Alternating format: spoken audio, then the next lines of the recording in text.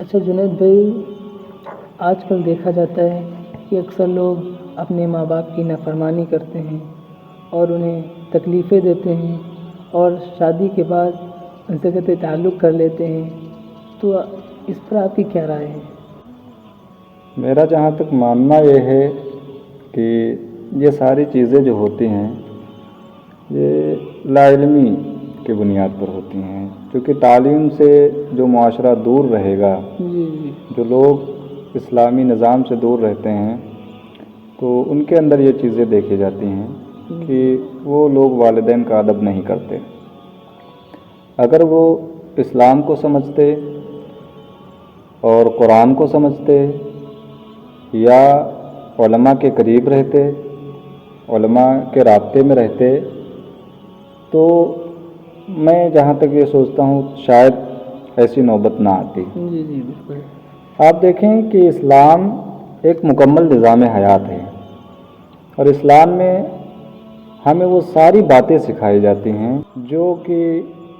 شریعت کے لیے جو ضروری ہیں یا معاشرے کے لیے جو ضروری ہیں، اور زندگی کو جینے میں جن جن چیزوں کی ضرورت لگتی ہے وہ ساری باتیں ہمیں اسلام سکھاتا ہے۔ اگر آدمی یا آپ نے جیسے ابھی فرمایا کہ بعض جگہ دیکھا گیا ہے کہ والدین کے ساتھ لوگ سخت کلامی کرتے ہیں، تو اگر وہ لوگ قرآن شریف پڑھتے اور اس کے معنی مطالب کو کسی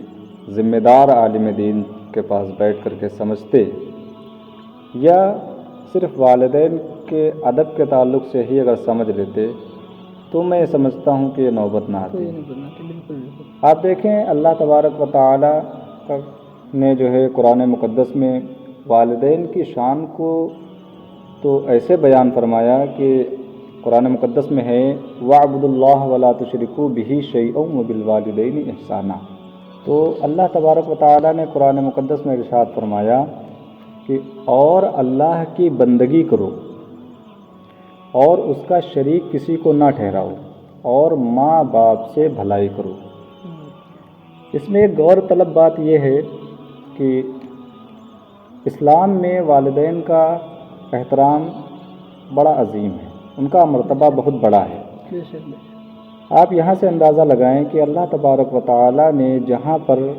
اپنی بندگی کرنے کا حکم دیا اور اپنے ساتھ کسی کو شریک نہ ٹھہرانے کا حکم دیا، وہیں پر والدین سے حسن سلوک کرنے کا بھی حکم دیا۔ اب جو قرآن مقدس کی آیت میں نے پڑھی وَاعْبُدُوا اللَّهَ وَلَا تُشْرِكُوا بِهِ شَيْئًا وَبِالْوَالِدَيْنِ إِحْسَانًا، تو اس کی تفسیر، اس آیت مبارکہ کی تفسیر میں حضرت سیدنا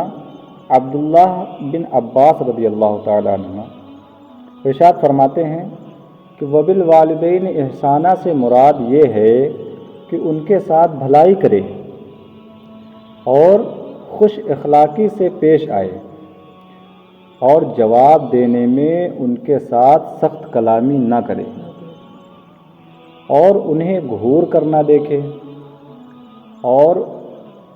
نہ ہی ان سے اپنی آواز بلند کرے۔ آپ دیکھیں کہ قرآن شریف میں آواز بلند کرنے کے لیے بھی جو ہے منع کیا گیا ہے، اور آگے فرماتے ہیں کہ بلکہ ان کے سامنے اپنے آپ کو یوں حقیر تصور کرے جیسے آقا کے سامنے غلام ہوتا ہے۔ یعنی جب غلام آقا کے سامنے ہوتا ہے تو اپنے آپ کو بہت کمتر اور بہت حقیر سمجھتا ہے۔ تو قرآن مقدس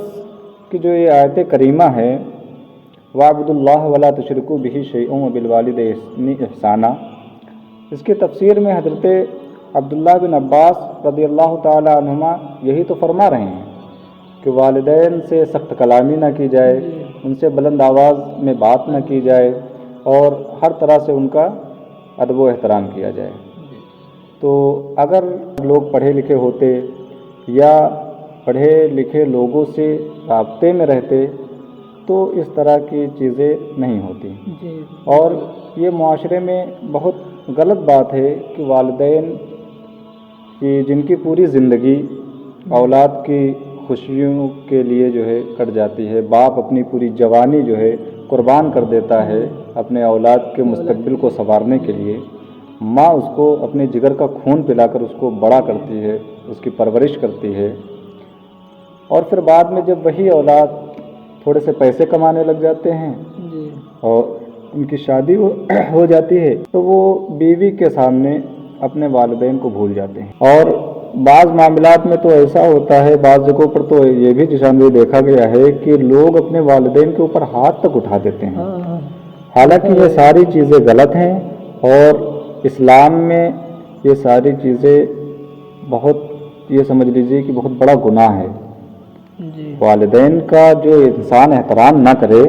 تو اس کے اندر انسانیت ہی نہیں ہے۔ جی بالکل یوں تو جانور بھی جیتے ہیں، کھاتے ہیں، پیتے ہیں، مر جاتے ہیں، جی لیکن انسان کو انسان اسی لیے کہا جاتا ہے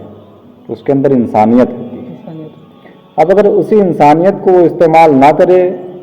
اور اپنے والدین کے ساتھ یا دیگر لوگوں کے ساتھ وہ جانوروں جیسا رویہ کرے